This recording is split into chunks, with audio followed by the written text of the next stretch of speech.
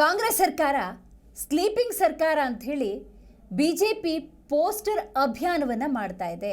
ಒಂದು ಪೋಸ್ಟರ್ನ ಮೂಲಕ ಕರ್ನಾಟಕ ಕಾಂಗ್ರೆಸ್ ಸರ್ಕಾರ ಯಾವ ಕೆಲಸವನ್ನು ಮಾಡ್ತಾ ಇಲ್ಲ, ನಿದ್ದೆ ಮಾಡ್ತಿದೆ ಅನ್ನುವಂತಹ ಸಂದೇಶವನ್ನು ಸಾರ್ತಾ ಇದೆ. ಇದಕ್ಕೆ ಸಂಬಂಧಪಟ್ಟಂತೆ ಗದಗ್ನಲ್ಲಿ ಬಿಜೆಪಿ ವಿರುದ್ಧ ಸಚಿವ ಎಚ್.ಕೆ. ಪಾಟೀಲ್ ತೀವ್ರ ರೀತಿಯಲ್ಲಿ ವಾಗ್ದಾಳಿಯನ್ನು ನಡೆಸಿದ್ದಾರೆ.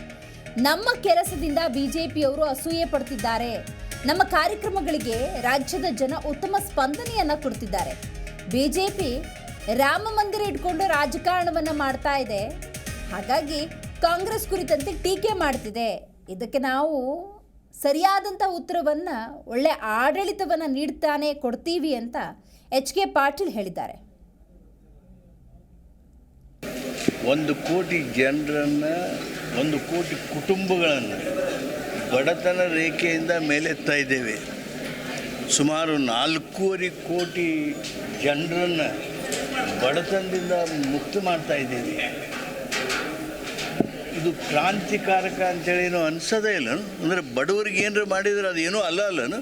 ಅವ್ರಿಗೆ 100ಕ್ಕೆ 95, 97, 98, 99% ಜನರಿಗೆ ಅವ್ರಿಗೆ ಸಿಗಬೇಕಾದಂಥ ಸವಲತ್ತು ಸಿಕ್ಕಿತ್ತ ನೀವೇ ಅವಲೋಕನೆ ಮಾಡಿಕೊಡಿ.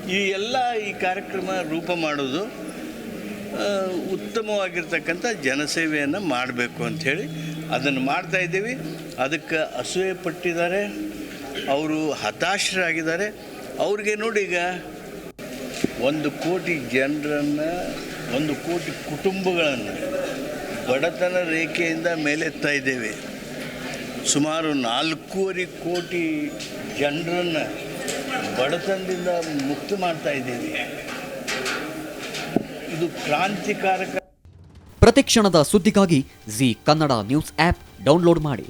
Live TV, latest updates, entertainment, lifestyle, technology ಸುದ್ದಿ ನಿಮ್ಮ ಅಂಗೈಯಲ್ಲಿ.